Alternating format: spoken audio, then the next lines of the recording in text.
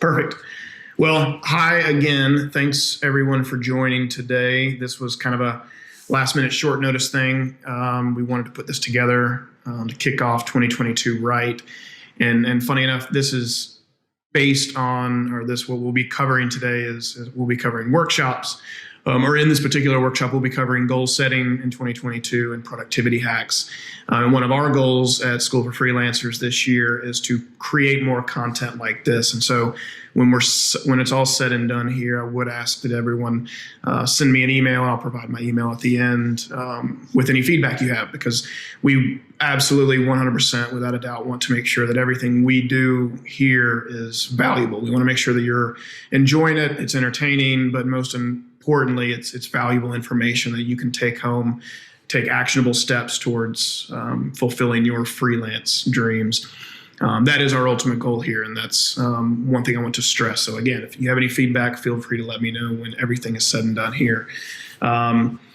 So quick introduction. My name is Skip Blankley. I'm the program director, program manager here at School for Freelancers. Ultimately, we are dedicated to helping any and every freelancer we possibly can achieve their goals, not just in 2022 as this is focused on, but just in general. We want to make sure freelancing is a very fun, very liberating, and also very challenging career choice. And whether you're doing it as a side hustle with a full-time job, or if this is something you're doing full-time, regardless, there are going to be many challenges and things that you face that most people don't face, right? Most people, with a 9 to 5, if some of you are currently working a 9 to 5, you know this then as well as anybody, but your boss is writing you a check.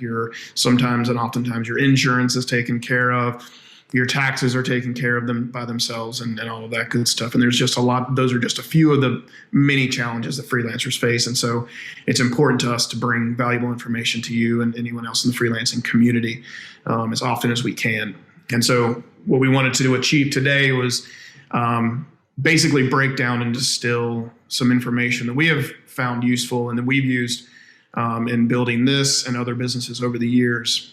And I hope you find it useful. And again, if it's total crap, let me know. If it's amazing, let me know. If it's somewhere in between, please let me know. We value your feedback and want to, again, continue to create content that you find valuable. So with that out of the way, I am going to go ahead and dive in to the content itself. Again, what we're covering today is freelance goal setting and productivity hacks that can and hopefully will make you a more productive human and freelancer this year. That is our goal. We want you, and actually let me confirm real quick. I did just switch to sharing my screen. Please, if someone could confirm that you can see my screen now, the title slide for the 2022 freelance goal setting and productivity hacks. Perfect. Okay, awesome. So again, my name is Skip Blankley. I'm the program manager here at School for Freelancers. Skip at schoolforfreelancers.com is my email. Again, if you have any questions about this particular presentation, this workshop, feel free to email me directly. I'm happy to follow up.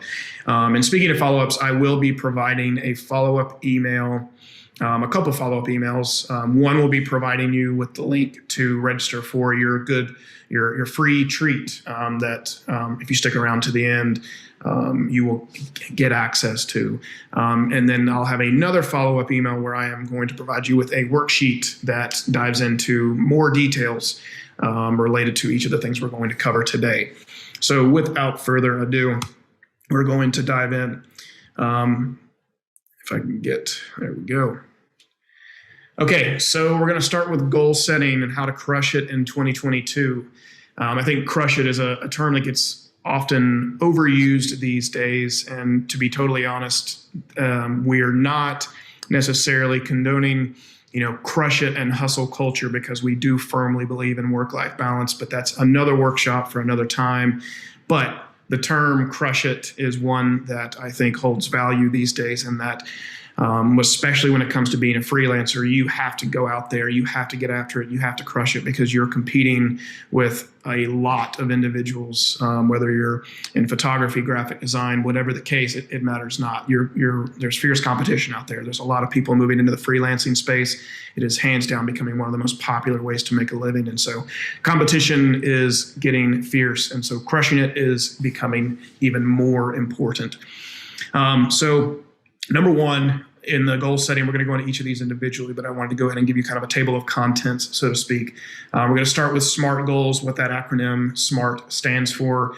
We're going to dig into how to get specific on those goals, how to divide and conquer, how to get laser focused, why staying flexible is important as well, why writing them down is important, and then accountability being one of the most important elements to this is going to be something we highly encourage you to do as well. And feel free, as I work through this material, throw your questions into the chat. I'm probably going to wait until the end to address them, but if you have any questions related to any of these individual items, feel free to throw it in the chat. Or just take notes, and then we can chat afterwards. So digging into the SMART goals. So SMART stands for specific, measurable, achievable, realistic, and time-based. So specific meaning you need to get very specific on your goals. Do not just write, I want to make a lot of money, or I want to become a millionaire this year, whatever the case may be. You need to get very specific, because a goal as loose as I want to become a millionaire, or I want to get rich is even more vague and even less specific, can actually hurt you, because you don't have any measurable, being the second item here, items to compare what your goal was and where you are now and where you need to be and what will actually need to be done to get there. So they need to be specific. They need to be measurable, as I just mentioned. So quantify what your goals are. If your goal, again, if you're starting from zero and you have not landed your first client yet, maybe a measurable goal for this year is to land 5 clients. Let's just use, freelance photographer as an example. 5 wedding gigs is your goal, knowing that you can make maybe on average between $5,000 and $10,000 per. You can now set, a number goal for the amount of money you would like to make, or the number of clients you'd like to make, knowing what each of those are worth. And then achievable. Achievable and realistic are kind of in the same vein here. You want to make sure that what goal you're setting is achievable. If you raise the bar too high, you're going to let yourself down, and that disappointment is going to weigh on you. There is a psychological impact any and every time you miss your target, whenever you miss your goal. Part of being a freelancer is picking yourself up by the bootstraps, falling, failing, but getting back up, brushing it off, and moving on. But it's still, there's no reason to introduce failures unnecessarily. And by setting goals that are unrealistic, you're doing just that. If you're picking up a camera for the first time, again, going back to the photography example, if you're picking up a camera for the first time, in January of 2022, it's not realistic to make $200,000, being a freelance photographer this year. It's not impossible. I would never say that anything is impossible, but I would say that it is not quite as realistic as maybe making, $20,000 this first year as a photographer if you're just picking up a camera for the first time. And then time-based. So you'll want to chunk it. Right now we're focused on 2022 because it's, we just started the new year, and it's a really good time to set time-based goals based on the calendar year of 2022. But also breaking and chunking that down into quarters, every 3 months, every 6 months, every month, every week, every day, having specific goals. So breaking all of those down and following the SMART philosophy is hands down one of the best places to get started. And that's why it is number 1 in the list. The next is we're going to dig into getting specific, because again, getting specific means you need to avoid general statements and narrow your focus on details. I'm putting this in here again because it is absolutely critical that you get specific, because without specific and measurable goals, you're going to fall short. Again, if you just have I want to get filthy rich this year as a goal, it is not going to serve you because you can't measure that. There's so many people have so many different definitions of what it means to be rich, what it means to be wealthy, what it means to be successful. You need to quantify this, get very specific. If that specificity involves, again, a number being, I want to land my first client in January, right? That could be one of your goals. If you already have your equipment and you have the skills you need, and you want your goal to be land your first client in January, or it could even be land your first client by the end of March, whatever is realistic and achievable for you. If you've been doing this for 10 years and you just want to take it to the next level, do the math.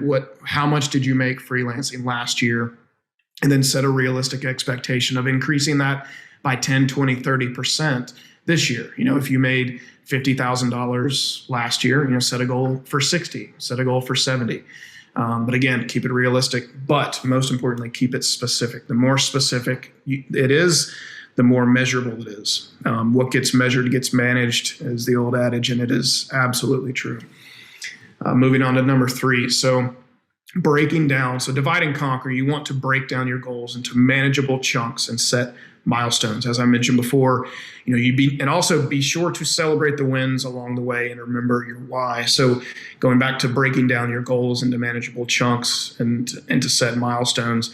As I mentioned before, if you have a goal, let's say you want to make, if you're just getting started as a freelancer and you want to make $60,000 as a graphic designer this year, then you need to find out how many clients you'll need, how many logos you'll need to design, how many websites you'll need to design, how many business cards you'll need to design.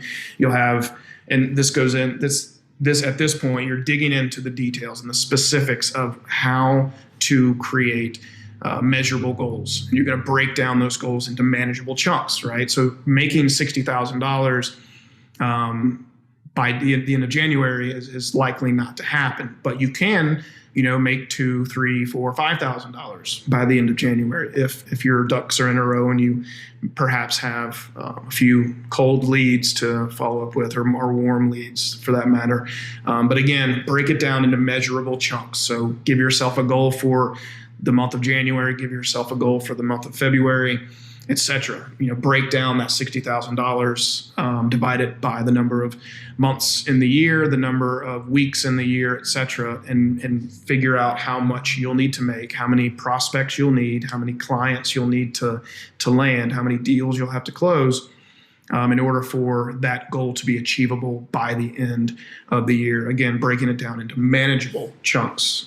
Do not break it down into unmanageable chunks. Be very careful not to put all the weight on January and February, because oftentimes it takes time to build momentum. And you'd be surprised if you're new to this, how you can have, a slow January, February, and then, you get a client in March, April, May, June, you end up landing 6 or 7 or 10 clients, because momentum builds, and referrals is a huge piece. And we'll get into that in a future workshop, but, getting referrals and getting more people to tell other people about your services is hands down one of the best ways to get new clients, but that compounds over time.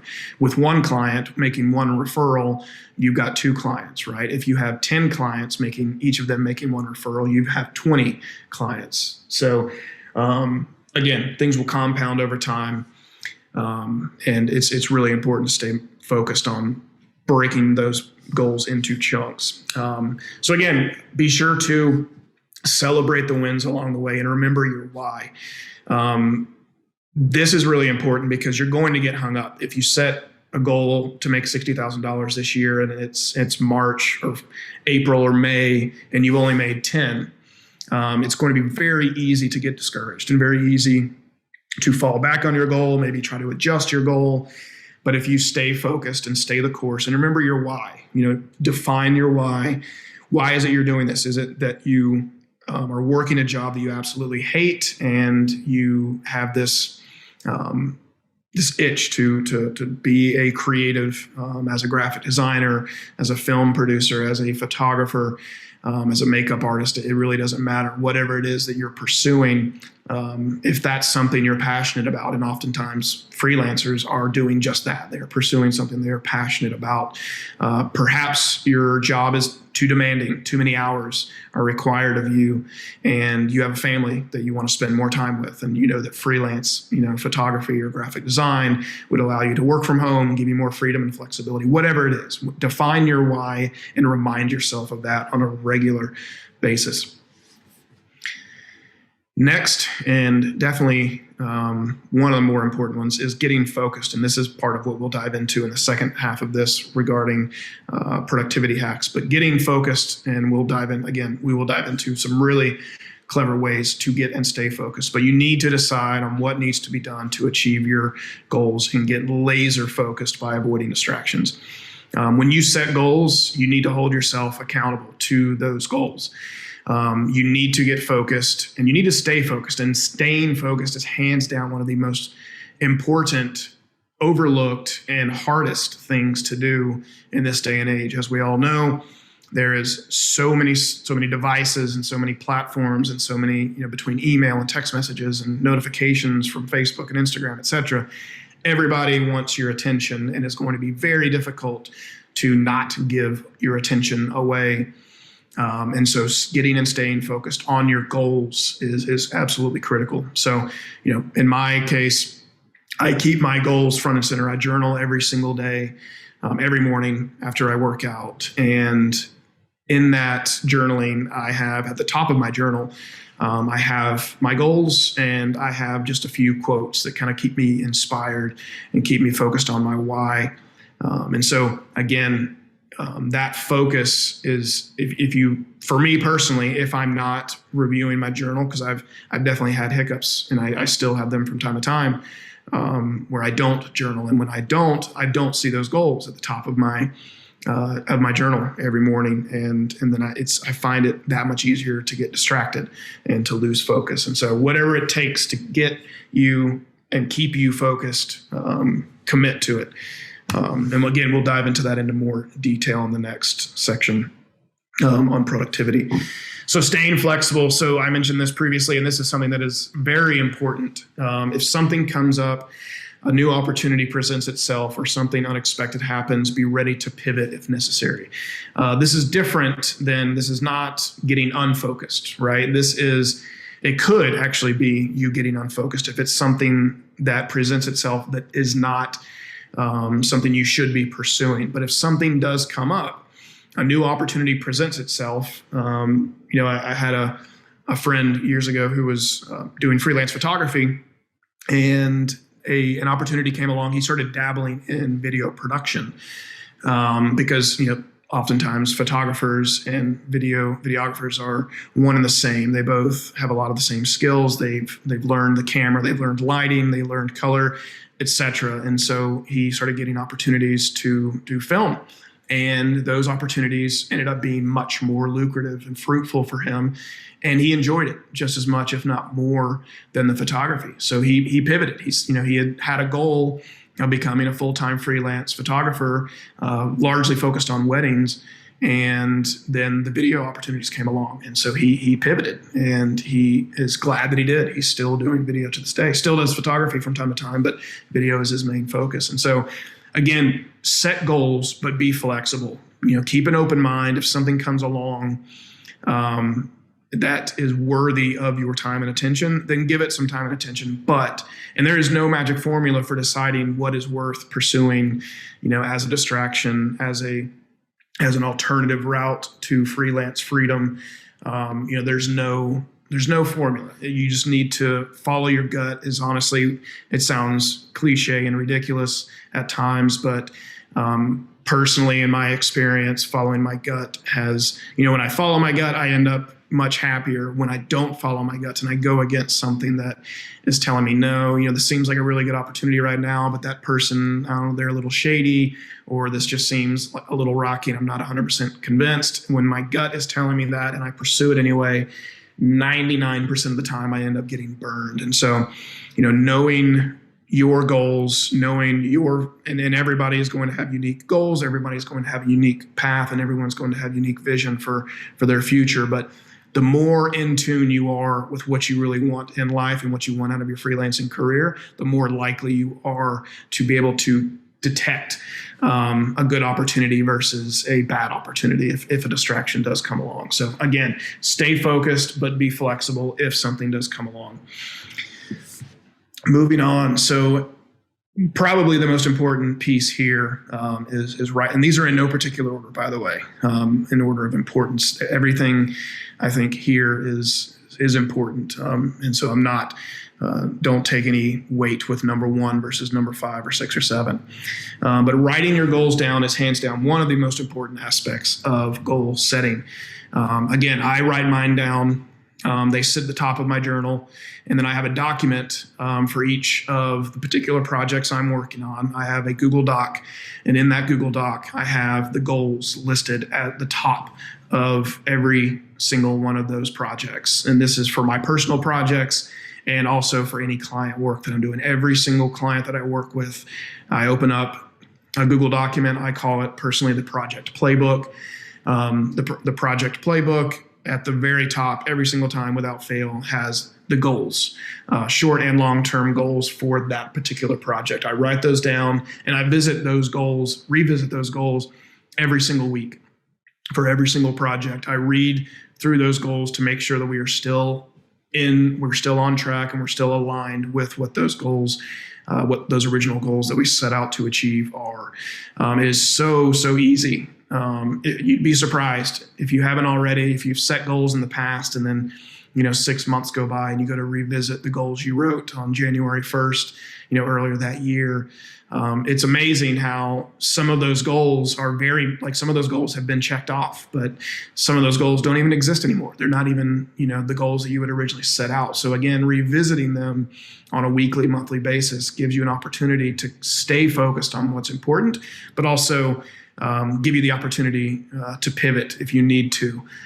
You can change the goals. These things are not set in stone, but it is important to write them down, to reread them, to revisit them as often as possible. And again, put them in a place you'll see them every single day. For me, it's at the top of my journal. Put it, write it on a Post-it note and put it on your mirror. Put it make it a wallpaper for your phone. I've worked with people who have done that in the past, and it's whatever it takes to get your goals in front of you on a daily basis. I recommend doing it. So accountability, this one's huge, and this is one that I have struggled with in the past, especially with COVID. For example, when I was working out, getting up super early, working out with a good friend of mine, going to the gym every morning, and COVID hit, and we stopped going to the gym for obvious reasons. And so as soon as I stopped going to the gym every morning with my friend, I then quickly realized that holding myself accountable was incredibly difficult. Within just a couple weeks, my workout routine dropped dramatically. I've put on a few pounds since COVID kicked in, and I've, gotten back on the bus, but it's difficult to stay on track with these things unless you have someone helping to hold you accountable.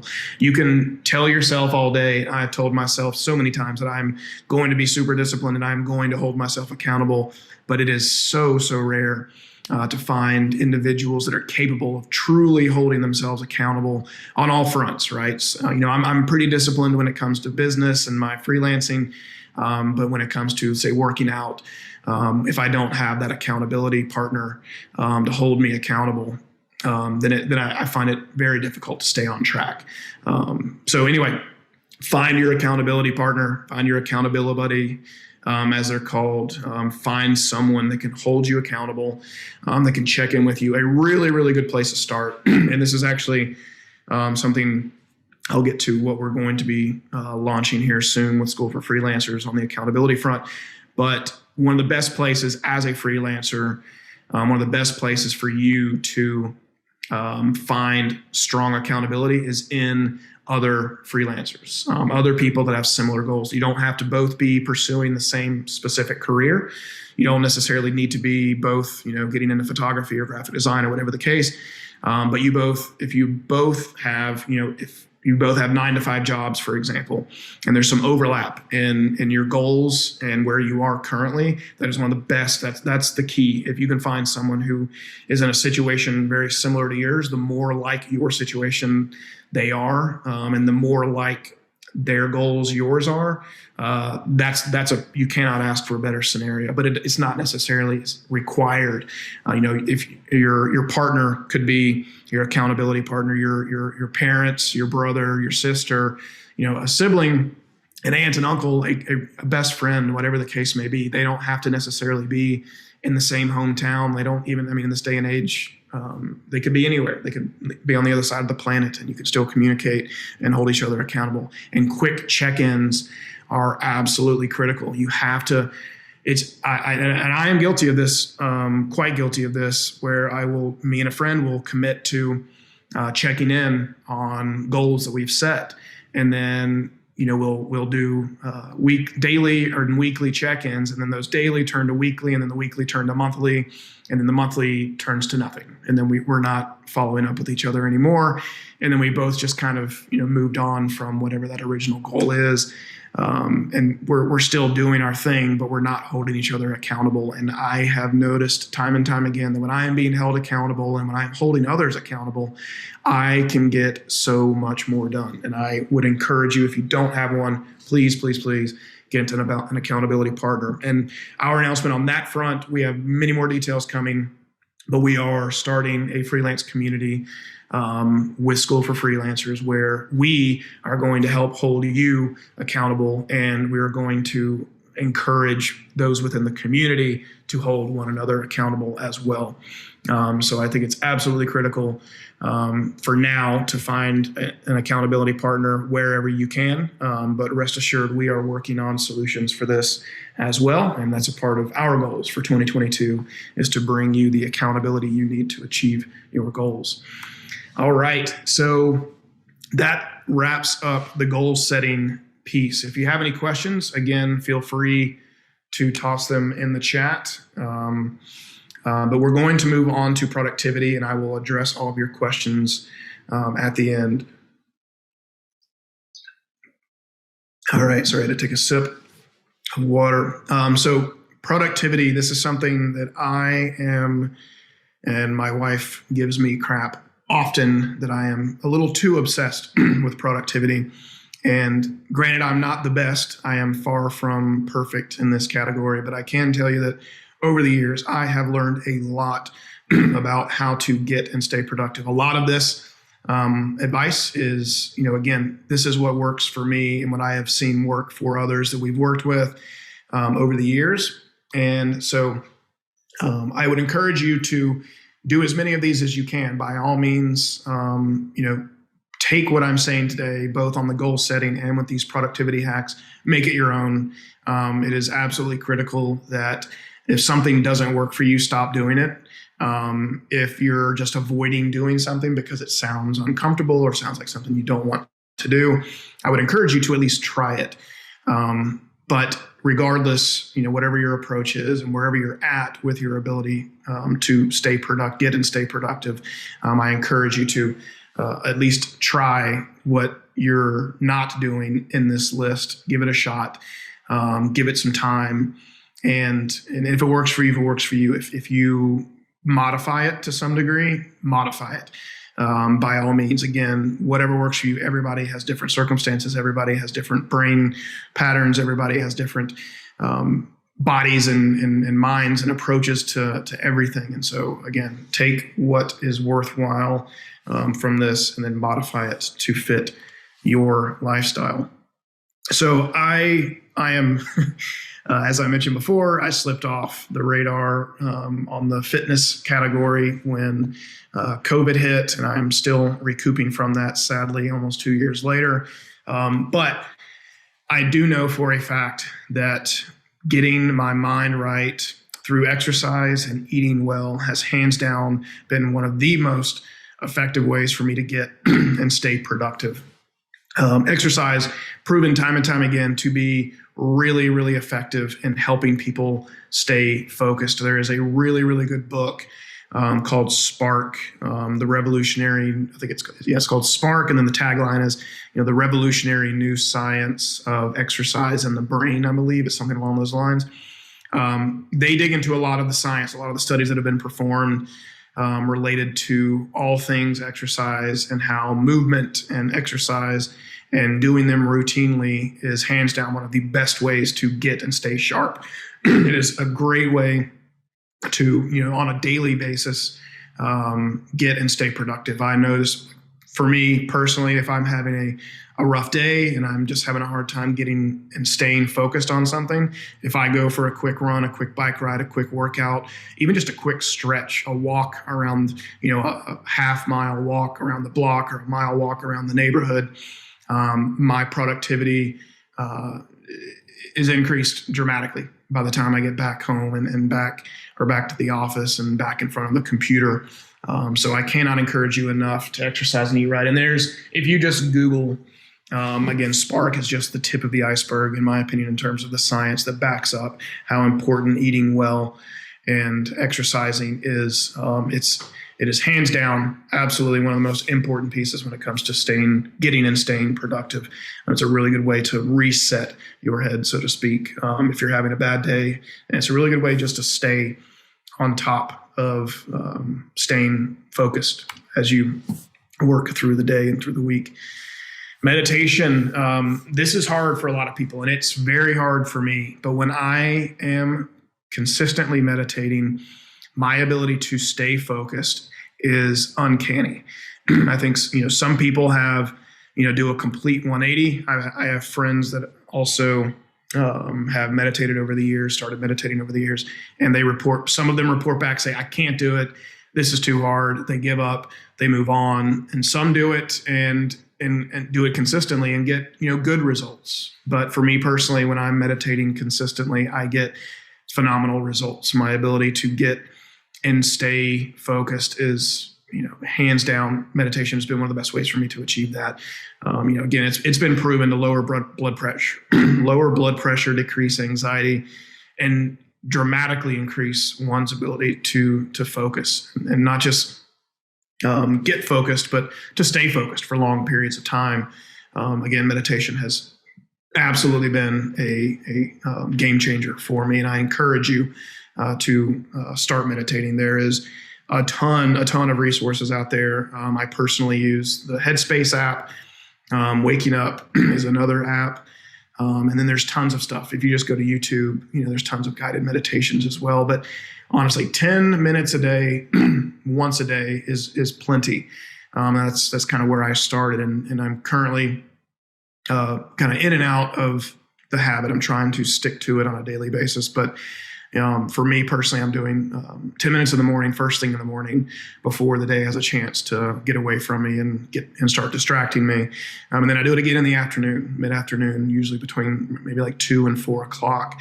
I'll quickly meditate just to kind of reinvigorate myself if I'm starting to feel a bit faded and I'm starting to lose focus. Doing a quick meditation and then going for a quick walk, I can sit back down and work again for, several more hours if I need to. So again, cannot encourage you enough to start meditating. Avoiding distractions. This is so hard to do these days. It seems impossible sometimes. And I know for myself and all my friends and family, like, it is just, with everything going on in the world today, it is very difficult to turn off the news, to turn off the TV, to turn off the never-ending doom scrolling of Facebook and Instagram. But I can assure you the world is going to keep on spinning and everything is going to be fine if you turn off the notifications, if you turn off the news, if you turn off, I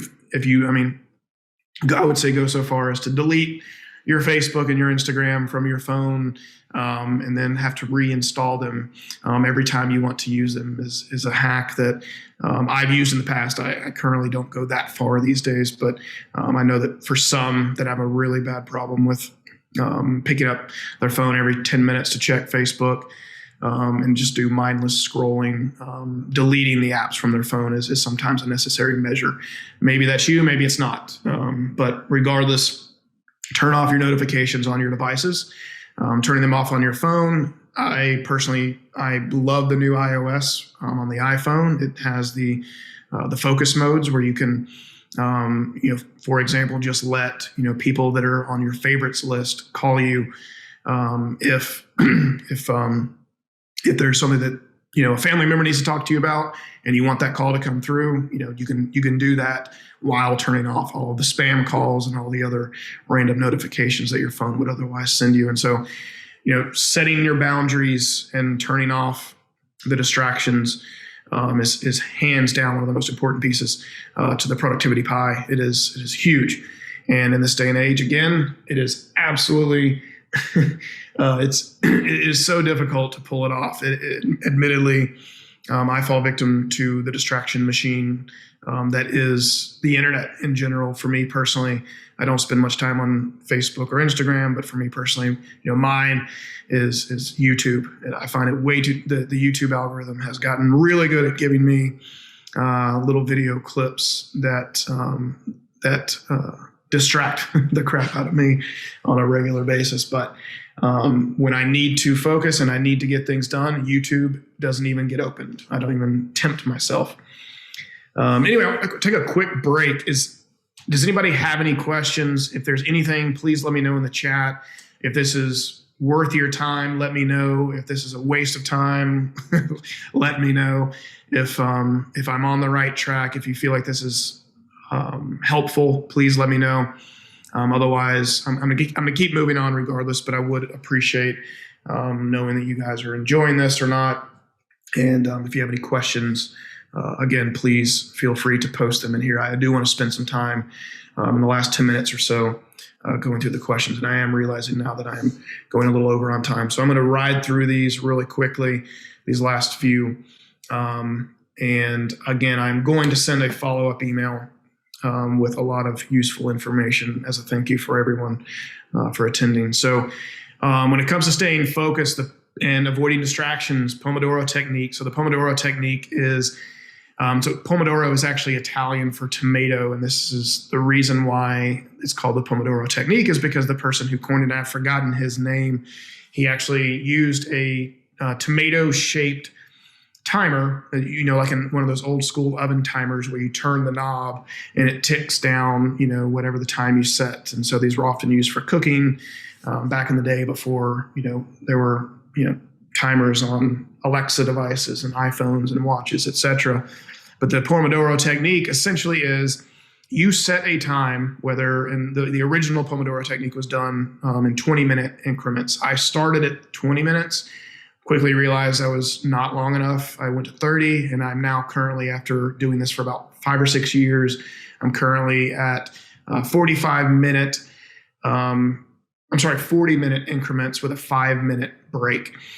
So what that means is I set a timer. I have an app on my Mac that I set a 40-minute interval for. So for 40 minutes, I don't do anything else except what task I am working on. So I open, my project management software. I open up the browser windows that I need to use for that particular task, and I sit down, and for 40 minutes, if I had the urge to check Facebook, I fight it, and I don't open Facebook. If I have the urge to watch a YouTube video, I don't let myself do it.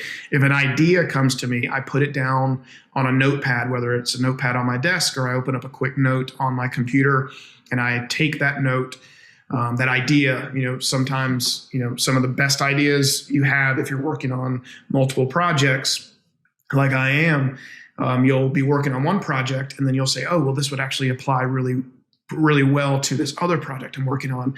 But you don't need to dive in and start working on that other project. You don't need to dive in and start working on something that would ultimately be distracting you from what you're supposed to be focused on. Instead, just jot down a quick note that says, take what it was that I'm working on and apply it to, that other project, and just put that as a note, put it aside, and then revisit those notes on your breaks in between the 40-minute intervals. Again, in my case, it's 40 minutes. For you, it could be 20, could be 30, could be an hour. I would not recommend going over an hour, hour and a half at the absolute most. I think there's a point of diminishing returns that's been proven time and time again. After about an hour, hour and a half, you start to lose focus. Your brain wants to do something else. You get the urge to, for me personally, I will always get the urge to get up, to move, to stretch, to get some water. And so if you set yours for 40 minutes and you find that after about 30 minutes, your focus starts to wane and you start to get that urge to get up and move, then set your timer, set your interval for 30 minutes and go from there. And again, do not do anything during that except the one task you sat down to work on.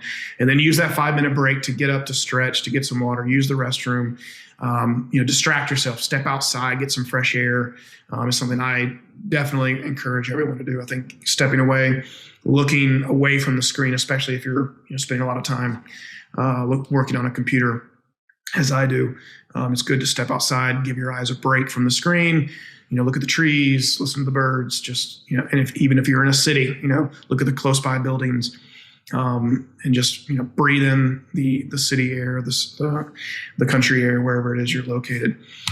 Going to move through these last ones pretty quickly. So focus music, this one is huge for me. I personally grew up listening to a lot of hard rock, punk rock, and just that was very much and still is very close to my heart. I'm a huge fan of guitar solos and drum solos and loud, obnoxious music that made my mom cringe when I was growing up.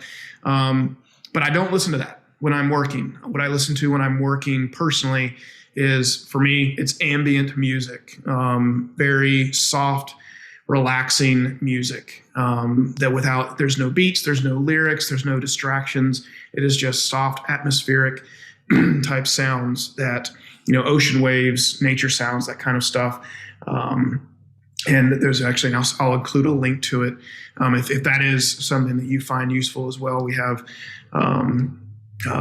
I'll send you a link to a YouTube channel that I listen to a lot of my music. If there's no commercials, there's no distractions. It's just 3-hour long tracks that I listen to throughout the day. My wife, she'll put on terrible movies in the background, not movies that she wants to watch, but just, bad 80s movies.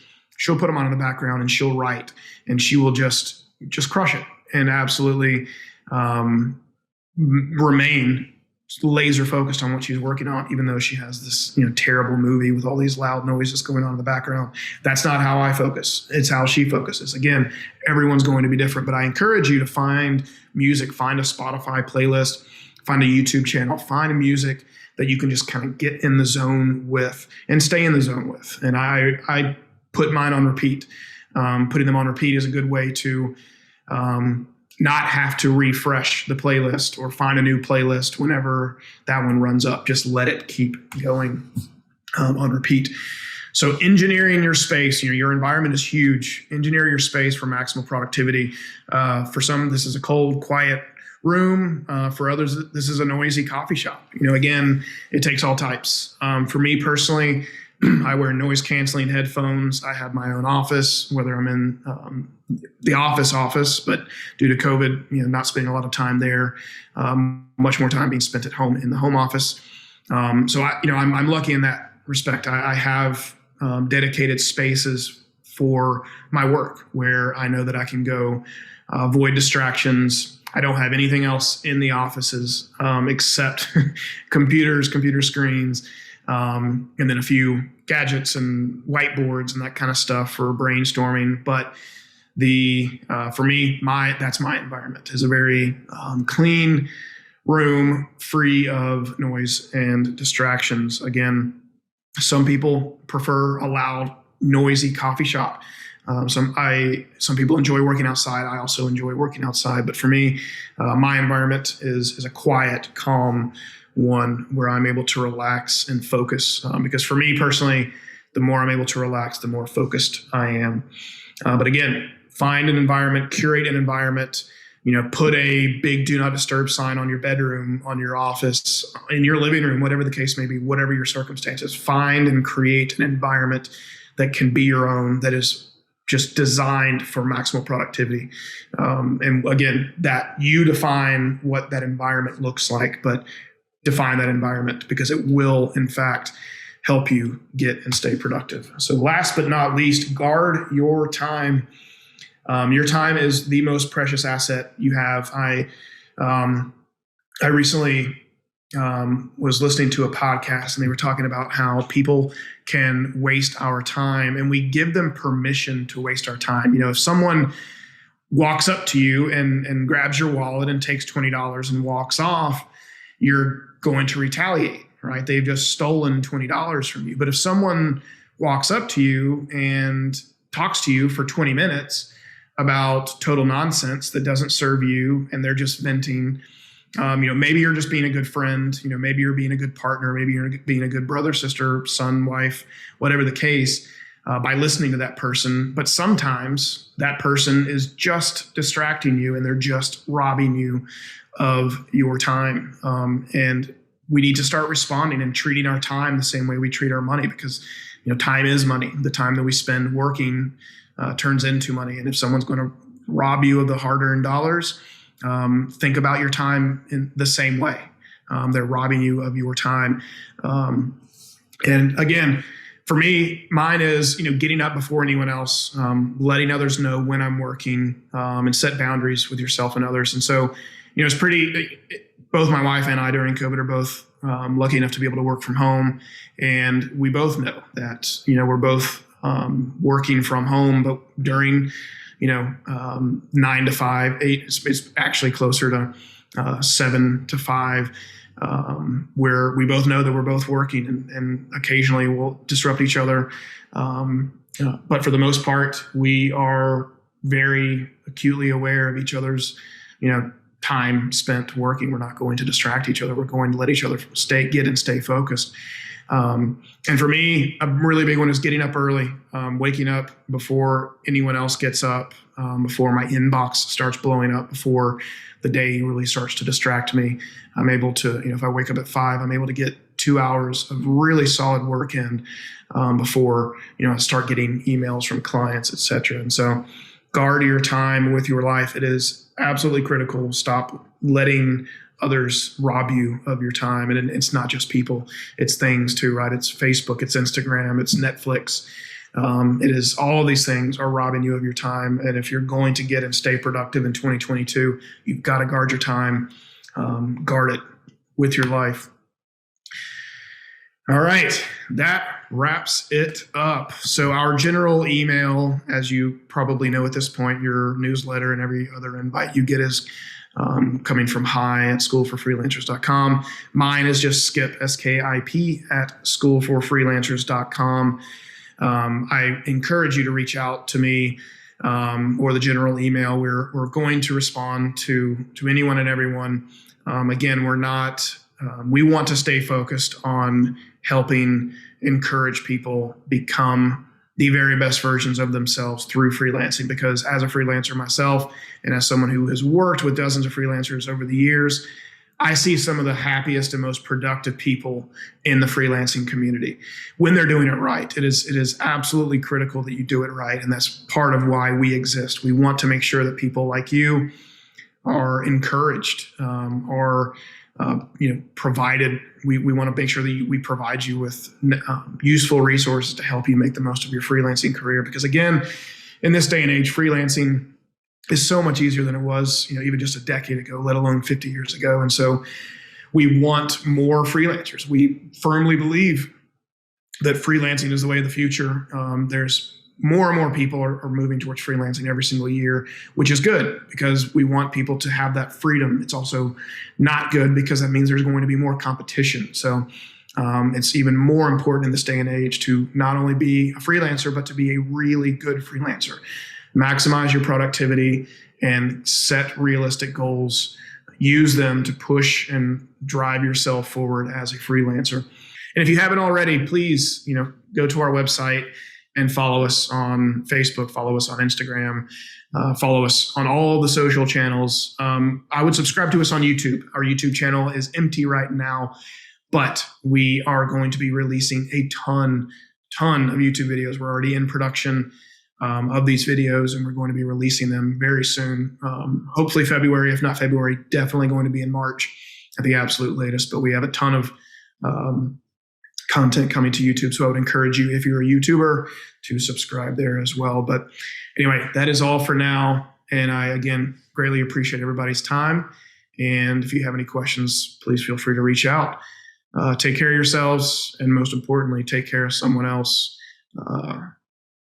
2022, let's make it an awesome one. Cheers.